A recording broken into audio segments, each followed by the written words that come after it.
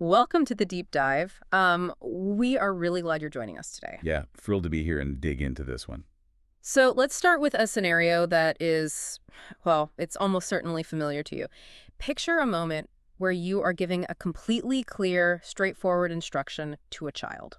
Or even a colleague you're training at work. Oh, totally. A colleague, a trainee, anyone. You outline exactly what needs to be done, the steps are perfectly logical, and then you just watch as they proceed to do the precise opposite. The exact opposite. Right. And the immediate internal response, at least for me, is this flash of frustration. You think they are doing this on purpose just to be difficult. Oh, it is a very common reaction. I mean, we are naturally wired to interpret opposition as intentional defiance. Yeah. When someone goes against a clear directive, our baseline assumption is that they're simply choosing to be stubborn, you know, testing boundaries just for the sake of it. Which makes sense. But today we're looking at a stack of sources that completely challenge that baseline assumption. It's really fascinating. We are examining a detailed dialogue focused on educational philosophy, bringing in the foundational theories of John Dewey and Lev Vygotsky. Heavy hitters. Exactly. And paired with that text is this really intriguing visual document titled E1.1.S1.pdf. It features a series of archetypal characters, references to classic children's songs, and a very specific piece of Korean folklore. It's quite the mix. It is. And our mission today is to uncover how you and everyone around you actually learn. And spoiler alert, it is not through rigid adherence to instructions, but through a rather messy, beautiful, shared social dance. A very messy dance sometimes. Okay, let's unpack this, starting with the cultural concept of the green frog. Right, the Korean concept of the green frog, or Chungogri. It's central to understanding the philosophical shift our sources are making today. In Korean culture, calling someone a green frog is basically a shorthand way of saying they're a total contrarian.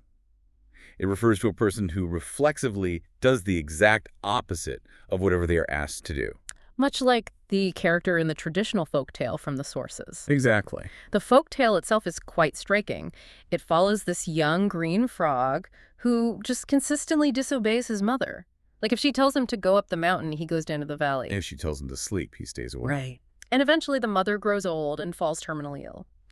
Knowing her son's constant habit of doing the opposite, she decides to use reverse psychology. She wants to be buried on the sunny mountains, so she explicitly instructs him to bury her by the river. But the strategy completely backfires. Yeah.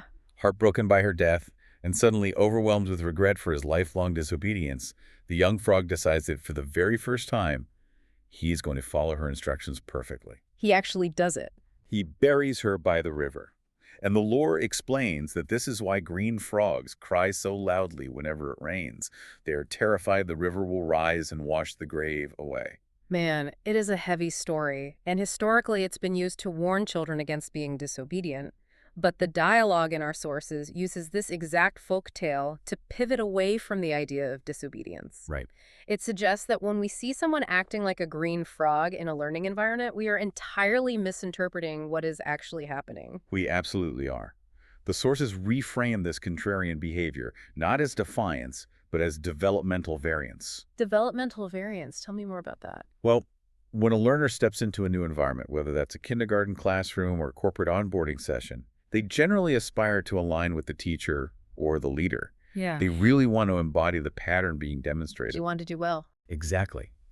However, they simply lack the internal structure to execute it perfectly. So what looks like intentional opposition is actually a gap between their aspiration and their current capacity. They're attempting to approximate the pattern, and they're just missing. I hear that, but let me push back a bit. If you're managing a team or leading a classroom, how do you actually distinguish between someone who is genuinely struggling with that developmental variance and someone who is, just intentionally derailing the project? That's the real challenge, isn't it? You have to look at the mechanics of the approximation. If a person is completely ignoring the context of the environment, well, that might be a behavioral issue. Okay. But more often than not, you'll see them trying to engage with the material, but failing at the execution. They might understand the physical task, but lack the vocabulary. Or they understand the goal, but lack the emotional patience to reach it.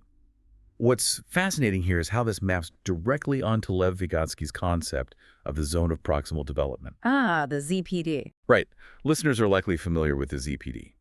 It's that cognitive space where a learner cannot perform a task independently, but can do it with guidance. With a little help. Exactly. And our sources take that familiar cognitive concept and map it directly onto physical and emotional variants.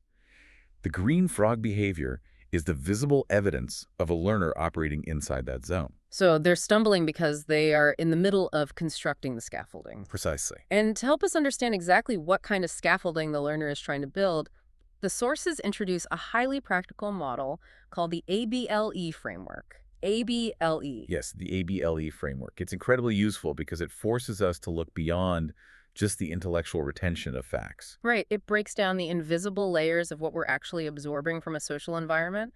It divides learning into four distinct pillars. The A stands for actions. The physical motor pattern layer. Yeah, like if an adult is learning a complex new software system, the action layer is literally learning where to click, how to navigate the interface, the physical muscle memory of the workflow.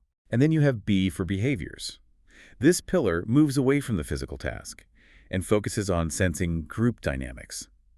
It's about understanding how to exist in the shared space. Like reading the room during a tense meeting. Exactly. Knowing when to speak up, when to hold back, how to navigate the unspoken social contracts of the group. And then the L represents language, because every specific environment has its own vocabulary and communication style. You aren't just learning the dictionary definition of words, you're learning the operational language of that specific activity. Right, like how do you ask for help in this particular culture? How do you name the tools you're manipulating? And finally, the E stands for emotional regulation, which the text notes is often the most difficult pillar to synchronize. Oh, without a doubt. It's a person's ability to hold themselves steady within the situation. The capacity to tolerate the frustration of not understanding something immediately. Or the patience required to work through a bottleneck without completely losing your composure. Right. And when you look at the ABLE framework as a whole, it provides an answer to your earlier question about distinguishing variance from defiance. A learner might have the actions and the language perfectly dialed in, but their emotional regulation snaps when they face a minor setback. And then they act out. Yes, appearing like the contrarian green frog. But they aren't rejecting the lesson. One of their four pillars simply hasn't synchronized with the group yet. And what the sources really emphasize is that you do not master these four pillars by reading a manual in isolation. Which brings us to John Dewey's philosophy, woven throughout the text. Dewey's perspective is crucial here. He argued that education is fundamentally a shared social activity, not a transactional transfer of data from an expert to a novice. Right. You cannot develop the behaviors or the emotional regulation pillars alone in a room. You absorb them through social togetherness. The group itself embodies the pattern, and the individual learner gradually attunes to it. The text uses a great analogy for this. It suggests that learning is less like memorizing the steps to a choreography written on a whiteboard and much more like stepping onto a crowded dance floor. I love that image. It's so vivid. You don't know the moves yet, but you start to feel the rhythm because you are physically present in the room with everyone else who is moving to the same beat. You gradually synchronize your body to the shared rhythm. It's a continuous process of attunement. The individual impacts the group, and the group impacts the individual. But Dewey was also deeply pragmatic, wasn't he? Very much so. He understood that maintaining this shared dance floor is incredibly difficult. It requires a specific kind of environment to keep the rhythm from collapsing into either rigid authoritarianism on one end or complete chaos on the other. And to see the actual tension of keeping that space functional, we need to look at the visual archetypes presented in the PDF document. Yes, the visuals really bring this to life. The imagery here sets up the psychological models of how this tension plays out. The document starts with an illustration of a schoolhouse. There's a clock set exactly to 9.0 and a bright, slightly mischievous sun shining down. Setting the scene. Yeah, and there is also a book cover titled The Story Bag, depicting a man smoking a pipe on a donkey. These images establish a structured, somewhat traditional environment where a lesson is clearly expected to take place. And against that structured backdrop, the PDF introduces two critical archetypes, the cookie and the hungry monster. It's important not to view these just as childish drawings, but as representations of the cognitive load and attention span economics at play in any learning environment. The cookie archetype is illustrated as a gingerbread man constantly trying to run away. Run as fast as you can. Exactly. It represents the natural, impulsive desire of the learner to escape the structure of the lesson. It's the cognitive impulse to avoid the hard work of the ABLE framework. For an adult, the cookie impulse is the urge to check your phone during a complex presentation, or mentally checking out when a problem gets too difficult. We've all been there.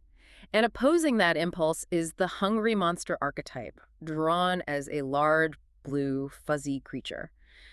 And the text makes a really fascinating point about this monster. It does. The goal of the teacher or the leader is not to feed the monster until it is completely full and falls asleep. Right. A fully satiated monster represents a dead, sterile lesson where everything has been rigidly solved and there is no curiosity left. The goal is to keep the student hungry from the lesson. You want to maintain a productive tension. The teacher has to provide enough structure so the group can walk together, but leave enough open space that the students remain curious. They need to leave the room feeling alive, unfinished, and wanting to figure out the rest of the puzzle on their own. This is the core of Dewey's concept of the classroom as an ongoing experiment. It requires mutual discipline.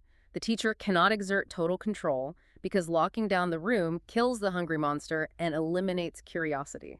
But if the teacher abdicates authority entirely, the students give in to the cookie impulse, they escape the cognitive load, and the shared dance floor dissolves. So the leader must constantly learn, unlearn, and relearn how to walk alongside the learners to maintain that exact point of productive tension. And navigating that tension becomes infinitely more complex when you realize that everyone on that dance floor is experiencing the exact same rhythm completely differently. Oh, absolutely. The sources use a very familiar metaphor to explain this dynamic, referencing the classic song, "This Little Light of Mine." Applying that song to a social learning space highlights the delicate balance between the collective and the individual. If everyone in the room is holding their own little light, the collective group generates structure and warmth. The room is illuminated. But simultaneously, each individual is carrying a unique, distinct flame that colors how they perceive the space. And the visual PDF illustrates this beautifully by showing how different archetypes shine their light on the exact same classroom environment. For instance, there is a mother figure named Grace, drawn in a purple dress. Right. When Grace looks at the room, her light focuses on care. She prioritizes long-term growth, psychological safety, and the nurturing of the individuals. Then you have Rhett, the father archetype in the gray hoodie. His light illuminates structure. He is scanning the room for established patterns of learning, rules, and stability. And alongside them is the man aspiring to be a teacher, whose light is focused purely on pedagogy, lesson plans, and classroom management. And crucially, you have the diverse group of children, the learners themselves. Their lights are entirely internal. They aren't looking at pedagogy or long-term growth. No, they are experiencing the immediate, visceral struggle of the ABLE framework. They are feeling the surprise, the frustration of the cookie impulse, and the sudden discoveries in real time. So when you have all of these different lights shining on the exact same green frog moment, say, a learner failing to regulate their emotions and disrupting the task, they will all perceive a different reality. The parent sees a need for emotional support. The teacher sees a breakdown in the lesson structure. And the learner just feels overwhelmed by cognitive load. And we often treat these conflicting perspectives as an annoyance. We want to identify one single authoritative truth about what is going wrong. But the text argues that this friction isn't noise at all. It's vital information. Exactly. It isn't noise. Dewey's democratic philosophy insists that you cannot understand the reality of a shared social space without allowing those multiple lights to overlap. The friction between the structural perspective, the nurturing perspective, and the internal experience of the learner is what creates a fully dimensional understanding of the environment. If you only use one flashlight, you only see a fraction of the room. So what does this all mean?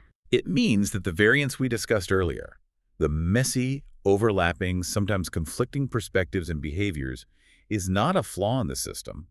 It is the system functioning as it should. The goal is not to eliminate the variance and force everyone to see the room the same way. The goal is to harness it. Which brings us to the ultimate synthesis of the source material. Yes. The text culminates in a specific motto, inspired by the song Walking by Super Simple Songs, which is also referenced in the visual document. The motto is, "Let's learn to walk, hop, and run together." Those three verbs map perfectly onto the entire journey of development we've been discussing. Walking represents steady presence. It's the baseline capacity to remain in the room, tolerate the cognitive load, and engage with the ABLE framework. It is the patience required to stay with the lesson. And hopping is where our green frog returns. Hopping is curiosity. It is experimentation. It's those sideways, contrarian jumps that step entirely out of the established rhythm. Sometimes those hops are mistakes. But often, a sideways hop teaches the entire group something entirely new that they never would have discovered by walking in a straight line. And finally, running represents fluency. Running is when the actions, behaviors, language, and emotional regulation have completely synchronized. The learner has embodied the pattern and can execute it with confidence and speed. But the critical element of that motto is the final word, together. Walk, hop, and run together. Absolutely. In a truly functional learning environment, whether it's an early childhood classroom, a university lab, or a corporate strategy meeting, you will always have a mix of paces. Some people are walking steadily, some are stubbornly hopping sideways, and some have mastered the pattern and are running ahead. And the success of the environment relies on sharing the same social field, maintaining the productive tension, and allowing space for the hops while keeping the collective moving forward. It fundamentally changes how you view a group dynamic. It really does. We started by looking at the sheer frustration of the contrarian green frog and traced that behavior to the realization that it is necessary developmental variance. We examined how the ABLE framework breaks down the complex layers of physical, behavioral, linguistic, and emotional growth that can only happen through shared social activity. We analyzed the psychological tension required to keep a lesson alive, balancing the cookie's desire to escape with the hungry monster's drive for curiosity. And we explored how the overlapping lights of different perspectives provide a truer, richer picture of reality, allowing us all to walk, hop, and run together. As we wrap up this deep dive, we want to leave you with a final thought to mull over, applying these concepts to a slightly different frontier. We have spent this time looking deeply at human social learning and the necessity of variance.